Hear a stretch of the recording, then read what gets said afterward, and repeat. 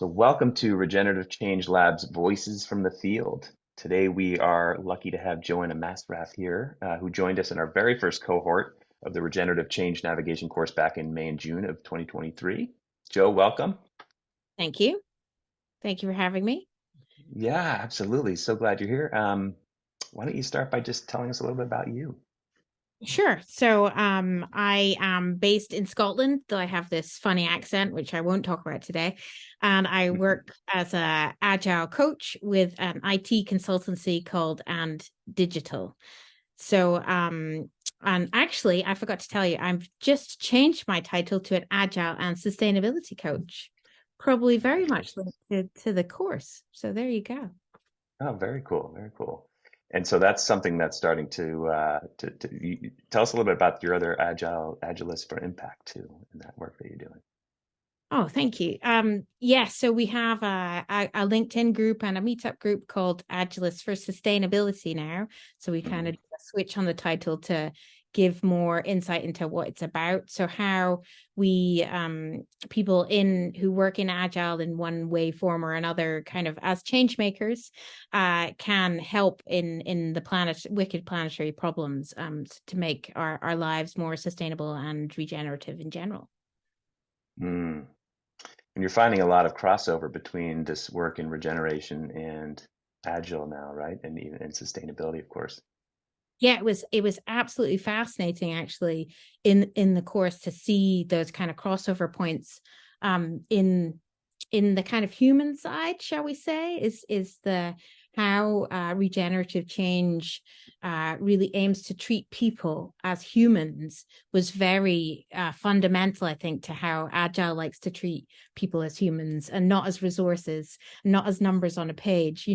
It's that whole uh individuality is important, diversity of thought is important, and all us coming together is where the kind of magic lies, shall we say. And I really felt that in the regenerative change navigation course as well. So that was nice to see. Thank you. Something so simple and yet so revolutionary, treating people Mm. like humans. Yeah. Um, so it sounds like that was one insight you had. Are there any other insights you'd like to share with us about after taking the course? Yeah, I mean, fundamentally, it was very much return to my spiritual home, shall we say, of nature. So that whole it's easy to have that theoretical knowledge that we're part of a system, shall we say, and we're part of the ecosystem that is our beautiful planet.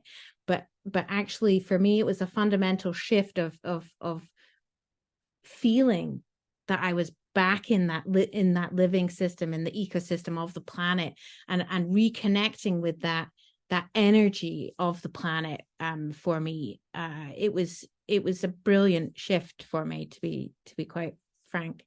Mm, And how the the natural seasons and systems of our planet are within us as well.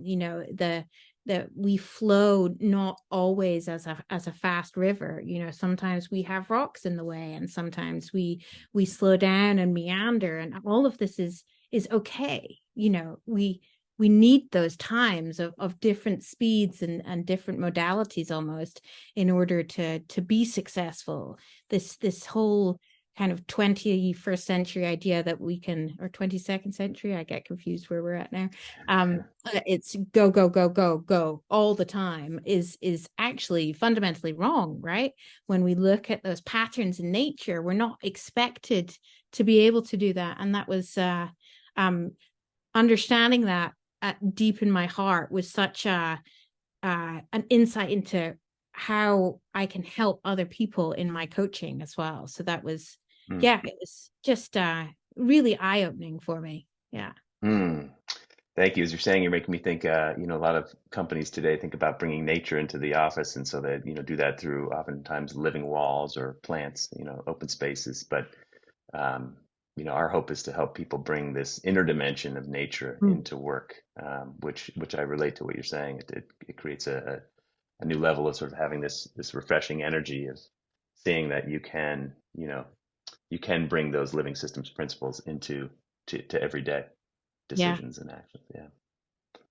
And how are you integrating this into the work? So it sounds like you're doing in your coaching on the one hand, and Yeah, this. absolutely. And even in just personal one-to-one conversations, if somebody says they're not feeling the energy, I'm like, take the time, that's okay.